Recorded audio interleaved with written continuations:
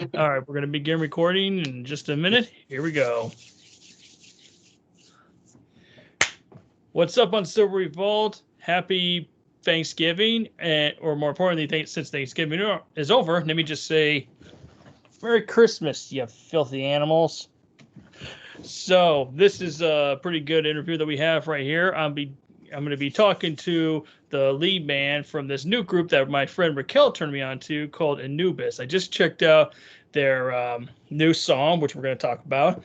We're going to see what he did this Thanksgiving, what the plans are for Anubis, and why he looks so damn cool with a shaved head and a full-grown beard. So please help me, without further ado, please help me welcome the genius behind Anubis, Mr. Devin Reiche. How you doing, Devin? I am doing great. How are you doing? I'm doing well. I don't have my glasses on because I don't want people to see me with my glasses on, so I'm blind, but I'm otherwise good. Yeah, it's what's that old quote? Looking good instead of seeing good. Exactly. I'd rather look good than see good right now. Yes. So I guess, Devin, how was your Thanksgiving? I mean, I'm actually not much of a holidays person, so I worked and I didn't really do much. I don't really celebrate holidays all that often, not even like the big ones. So, I don't know.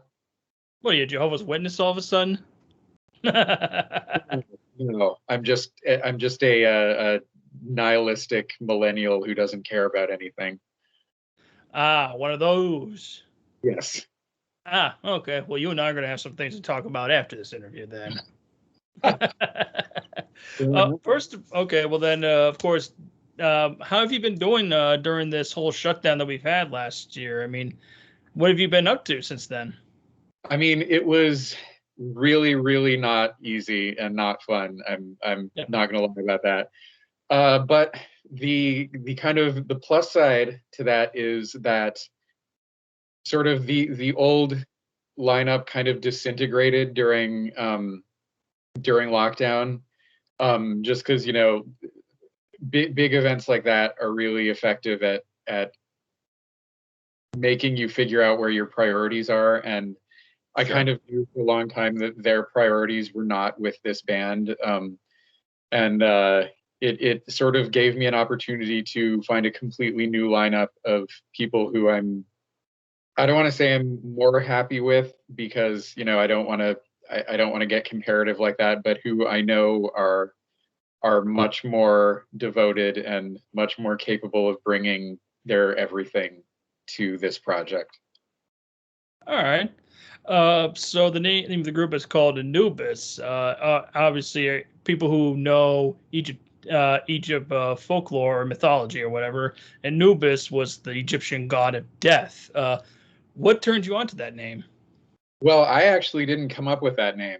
A very, very old guitar player of ours came up with it. We were having a really hard time finding a name because, in the year 2020 or whatever it was, every metal band has been taken as far as names go. And, especially with Metal Archives, and you can just look up every idea you have, and there's yeah. What I liked about Anubis, number one, is that I love pretty much all mythology and all forms of folklore. I'm not necessarily as up on my Egyptian as I am with Norse or Greek or what have you, but sure, just any sort of mythological reference, I'm going to be all about. Second, it starts with an A, which means that it's going to be at the top of any lists you find online. Mm-hmm. And number three, it's 3 syllables, which makes it really easy to chant in a crowd. Anubis. I get it. Anubis, yeah, exactly.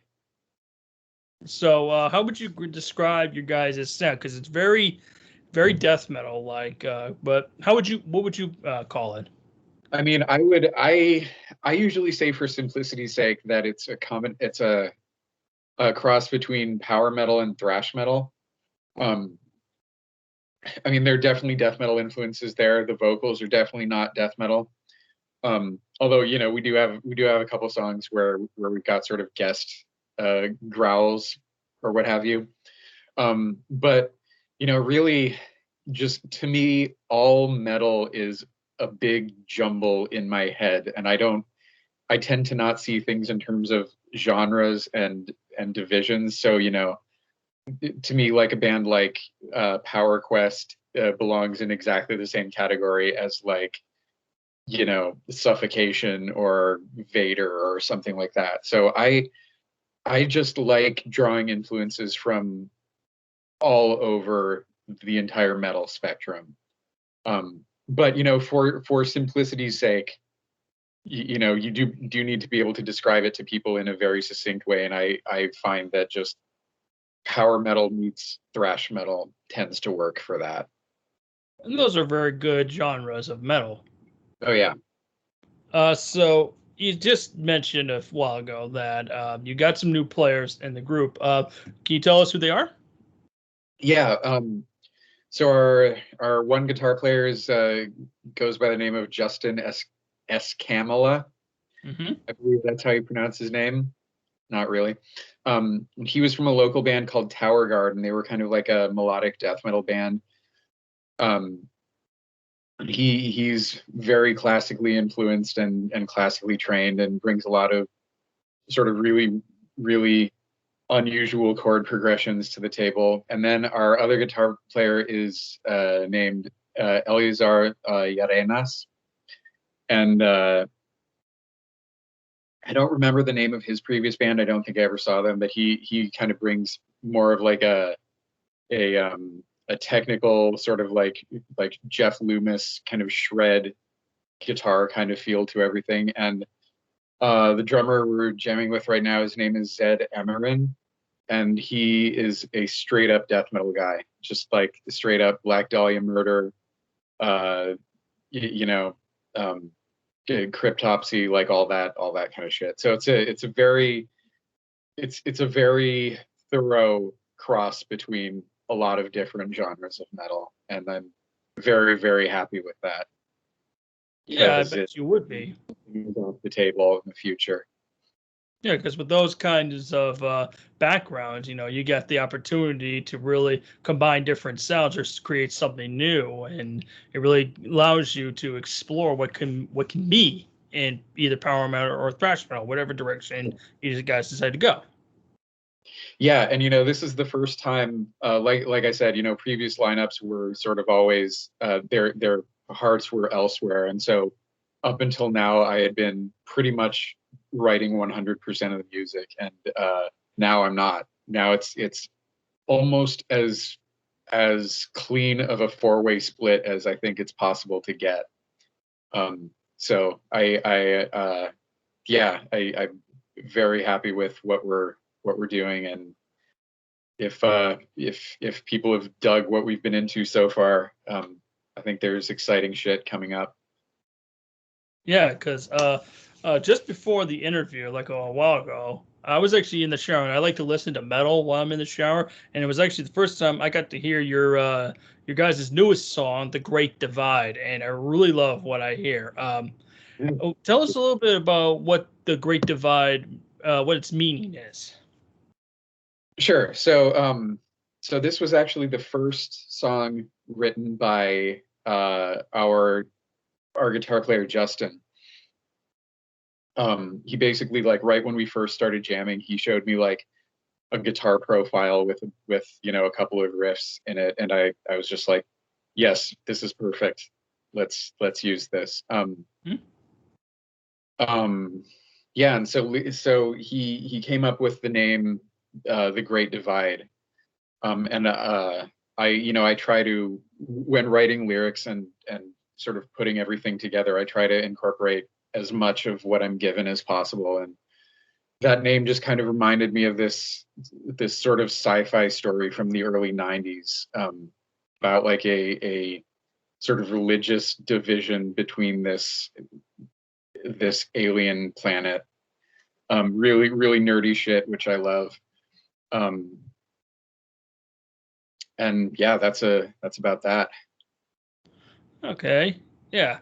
Did you write the lyrics that went along with Justin's guitar riffs, or was it like that a team effort? I write pretty much all the lyrics. Like the other guys are totally free to, they just don't. Um, Probably, writing lyrics is kind of something that doesn't come to everyone naturally. Sure. Especially when your only instrument is guitar. Like I really didn't have any lyrical abilities until I started singing. So, but yeah, if anyone else from the band is watching this, you're absolutely free to come up with lyrics if you want to. But yeah, of course. Well, guys, you heard it from Devin. If you want to come up with some music of your own for the group, get off your asses, get your pens, and do some writing. Oh no, they don't need to be told that. We're already writing more than we can possibly put out. So, well, I guess then I was trying to give them an extra push. So you just said you guys are just writing like crazy right now, getting some new music out. Do you guys have like a deadline for when you'll get an album or an EP out? So we're about to finish our new EP, which is going to be called Eternal Youth, Eternal Night, and I think we've only got a couple more guitar solos and then drums, and we're looking to have that out by like the beginning of the year, like the very beginning. So that should be coming up pretty quick. And then the idea is 22. Huh? What a way to ring in 2022. Yes, exactly. And then the idea is to just be putting out singles and EPs pretty regularly, like every 2 or 3 months, if that's possible. We'd definitely be down to make an album if the right label and the right deal came around. But until then, it kind of makes more sense for us to work in terms of singles and EPs, because that way we're persistently putting stuff out and persistently out there, rather than disappearing for a year and a half at a time and everyone forgets, and then and you fall by the wayside. So in terms of so in a way, this is actually a good thing for you to because it would also help you get your name out there a lot more with all the new singles. Exactly. Okay. Is there like a label? I know you're not shopping at this moment right now, but is there a particular label that you can see Anubis joining sometime in the future? Yeah, there's a couple. I kind of don't want to name any of them. Just I don't know if it's a superstitious kind of thing. Like if word got back to them that might make them lose any potential interest. But yeah, we're really going to start pushing for labels when the next EP comes out, because I think it's definitely the strongest material we've written yet. It's pretty much the first EP where like every one person has a song that is uniquely theirs, and so it's a very diverse experience. And the EP you call Eternal Youth, Eternal Night. Did you come up with the name? Yeah, I did. I came up with it a while back. The title track of that EP is it's a song that I wrote for an old band of mine. Okay, so what does it mean to you? So what that means to me, God, how do I put this? I mean, number one, it just kind of sounds poetic and cool in a metal way. Like, I don't know, it just kind of makes me feel cool just saying it. But to me, it's just what I'm trying to sort of evoke is just the idea of like, I guess I don't want to say partying, but just living and experiencing and making these experiences last forever. I don't know. I'm not explaining it very well. I should probably think of like a more succinct way to describe it by the time it comes out, but I think it'll eventually come to you when the opportunity presents itself. Yeah, I'm kind of stupid, but I think that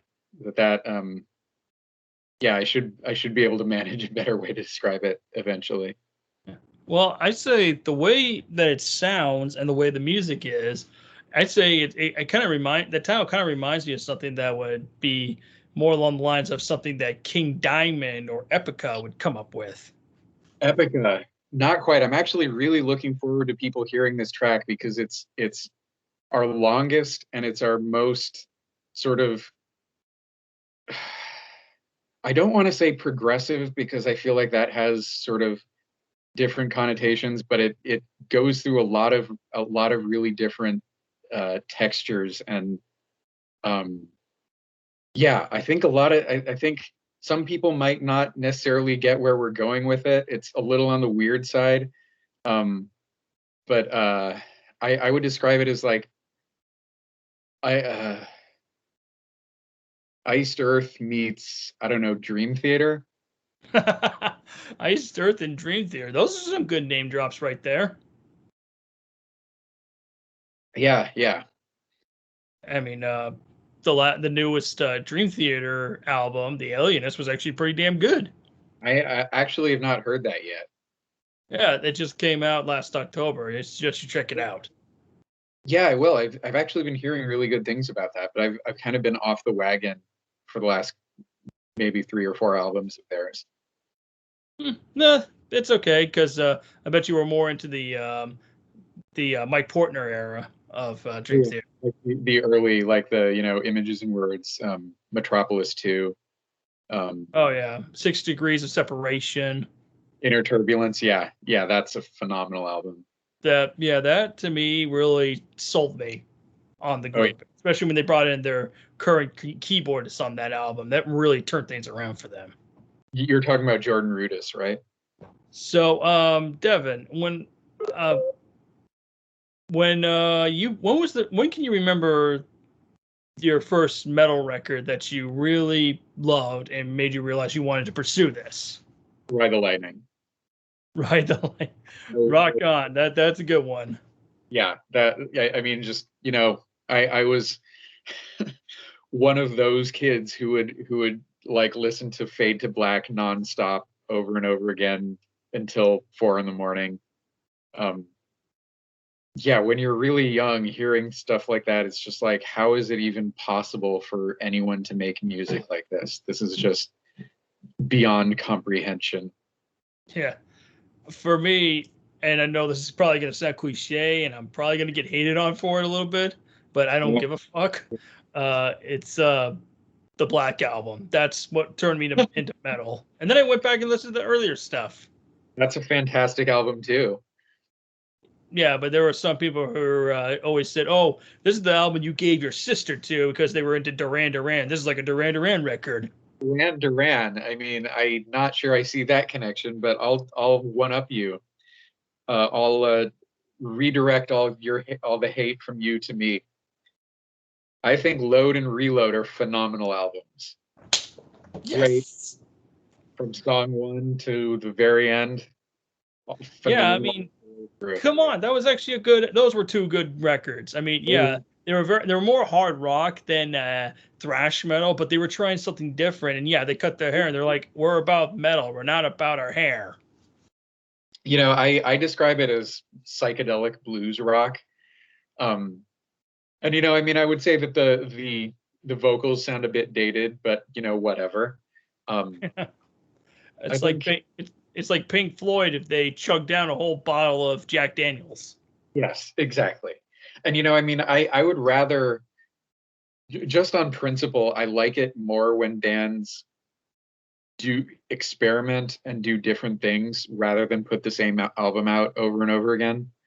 Um, like a lot of the classic bands are sort of, I find, are going through phases right now that I can't really get into much of what they're doing because it's so predictable and so just been done better before. Um, Yeah, I could see that. I'm But I will sure. say this. The only band that is allowed to do that, because it still sounds damn good, to me anyway, is AC/DC. Of course. Yeah. No. Yeah. You don't fuck with AC/DC. Yeah, I because Power completely agree. Up was a better record than the last one they put. Let's Rock, or not Let's Rock. What was that one called? It was the last one to feature Malcolm before he passed away. Yeah. That was I not a don't. great record. Then this one really put them back on in a good way. Sure. Yeah. I'm not like super knowledgeable about AC/DC.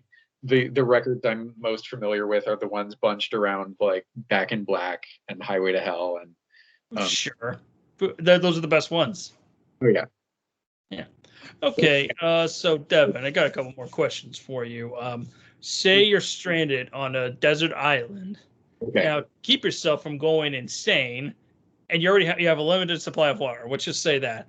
What would be the 3 records that you would bring with you that you would never get sick of? And it could be anything. That I would never get sick of. Yeah. Um, I mean, if being in lockdown for like almost a year has taught me anything, it's that I get sick of stuff really quickly. But sake of argument, okay, 3 records. Nightfall in Middle Earth by Blind Guardian, Okay. Burnt Offerings by Iced Earth, and Domination by Morbid Angel. Ooh, some Morbid Angel. We haven't had that kind of response yet. For me, I would go with Van Halen's Van Halen 2. Okay. I actually haven't heard that one in its entire, like I know the hits, but Oh, the album is amazing. And he really did some new stuff, did some really cool stuff on there to show that he was much more than just a thrashing guitar guy that he was going to be. oh yeah. I would also pick Pearl Jam's 10. Okay. Because Wait, is that album got me through a lot over the years. is that the first one? Yeah, that was their first one. That was the one with Jeremy, Even Flow, Once. That is a that is a fucking fantastic album. Oh, you don't have to convince me, man. Classic. And my third one, and my choices always change just depending on the mood I'm in, but I say the one that I'm in right now. And this is actually probably the newest one I can think of personally. I would say the new Exodus record, Persona Non Grata. Okay. I really love what they did with that album. I mean, it might sound the same as their previous ones, but for some strange reason, it just really connected with me, and I loved what I heard. That's great.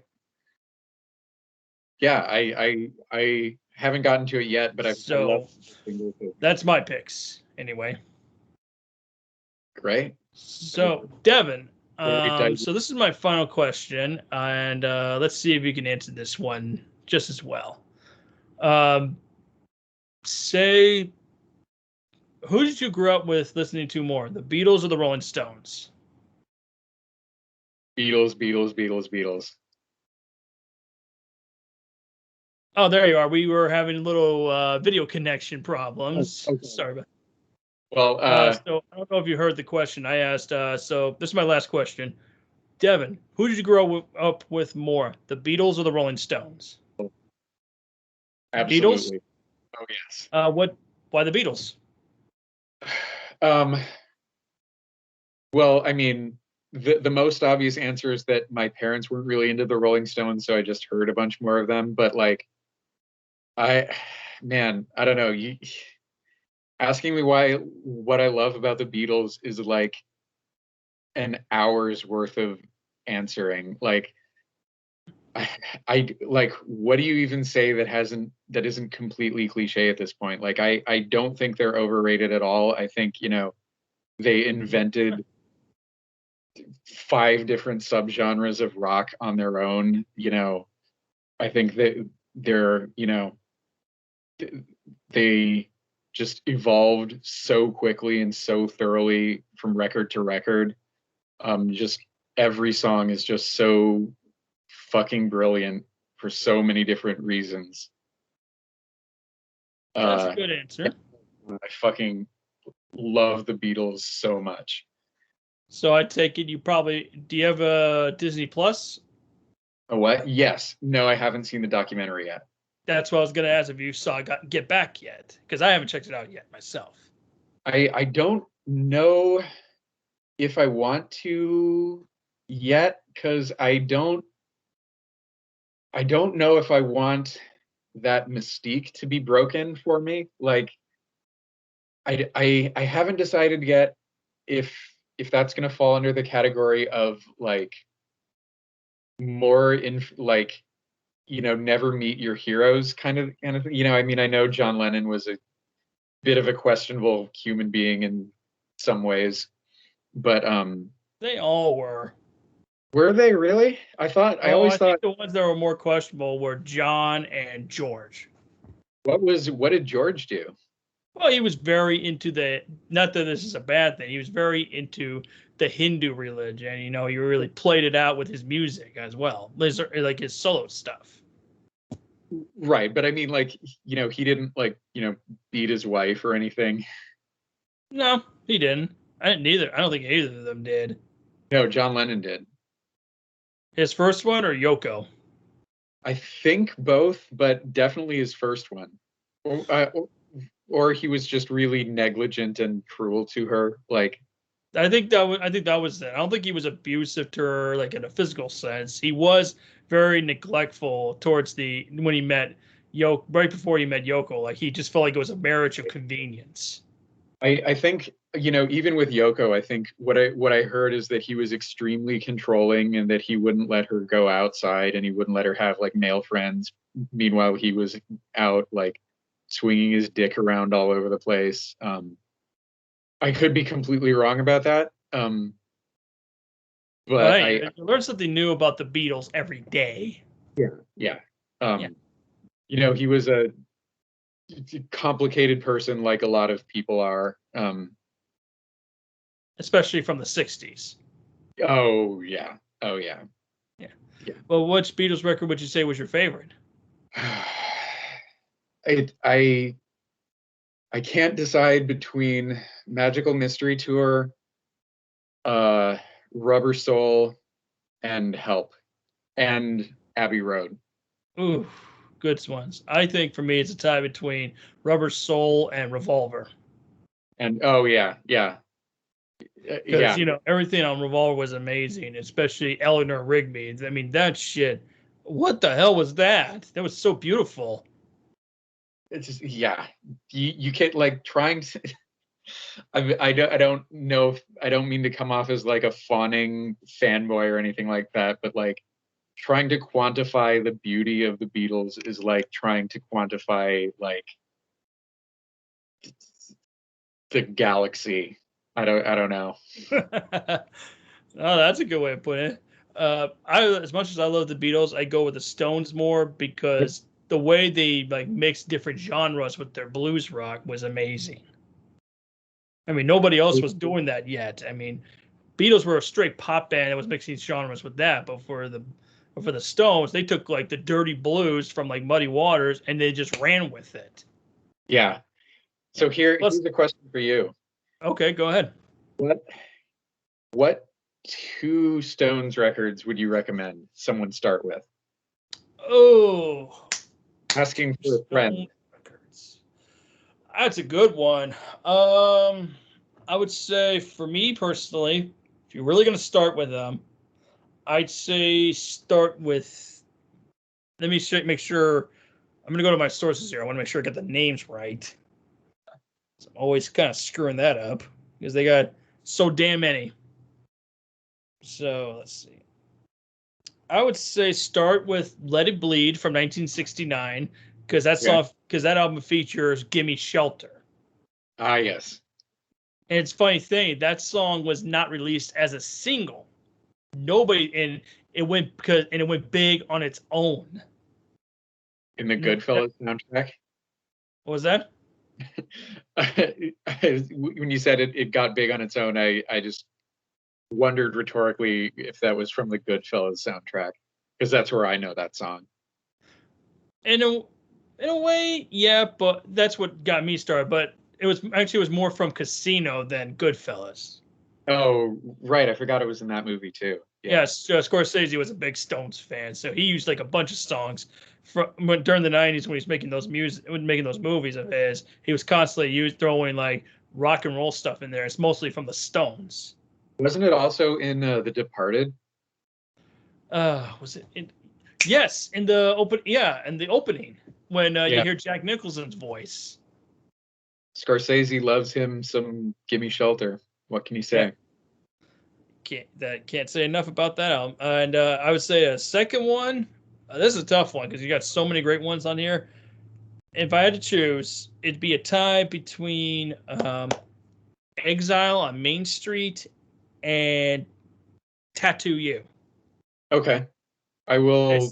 Because Exile on Main Street was just a brilliant concept record. I mean, nobody really thought about doing that kind of record before, and these guys ran with it. And Tattoo You, it just had that nice 80s pop vibe. They were able to just transcend from like the 60s and 70s straight into the 80s, and they did not lose any luster.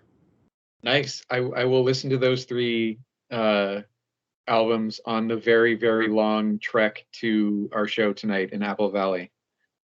There you go. And if I had to pick a wild card for you, I would say go with Some Girls. Some Girls? Okay. Yeah, because it has the song Miss You and Shattered. So we've got the one from 1969 with Gimme Shelter. That's Let It Bleed. Let It Bleed, Tattoo You. Mm-hmm. What were the other names? Exile on Main Street. Main Street. And Some Girls. Some Girls. Okay. Yeah, those ones I think you'll definitely understand where they were coming from. Sure. And just how great Keith Richards was as a songwriter. Same with Mick Jagger, but I always thought Keith was the better songwriter. Interesting. Okay. Yes, I will definitely listen to those ones. Yeah. Plus, there's an interesting fact for you, Devin. My grandfather, who's a pastor today, he actually got to open up for the Stones back in the early '60s. Wow, that is badass. Yeah, he's a Christian. He was a Christian contemporary artist back then, so he did simple stuff. But he was doing a tour, like during those carnival or fair events that bands would usually go on. That's how they got started. And he did one show in Pittsburgh during a summer day. They did 3 shows because that's how they did it in one day. And my grandfather was always, dressing in new suits, looking dapper, looking fresh. And the Stones would constantly go out, wear the same stuff, sweat their asses off, and never change their clothes. So the final show of the evening, my grandfather says he puts on a new suit, he does his set, he walks past the Stones, he says hi to them, they say hi back, and he notices that they stink so bad. So their manager even notices it and tells them, we've been getting complaints about the way you guys are smelling. Can you guys maybe change clothes before you go out there for the last show? They're like, oh, sure, no problem. And so they did that. And when they get on there, the spotlight hits them. And my grandfather notices this, and so does the manager, and he can attest to this. They just switched with each other's outfits. Cool. I mean, that is about as rock and roll as you can get in the 60s. Am I right? Yeah, absolutely. He took the stink for them.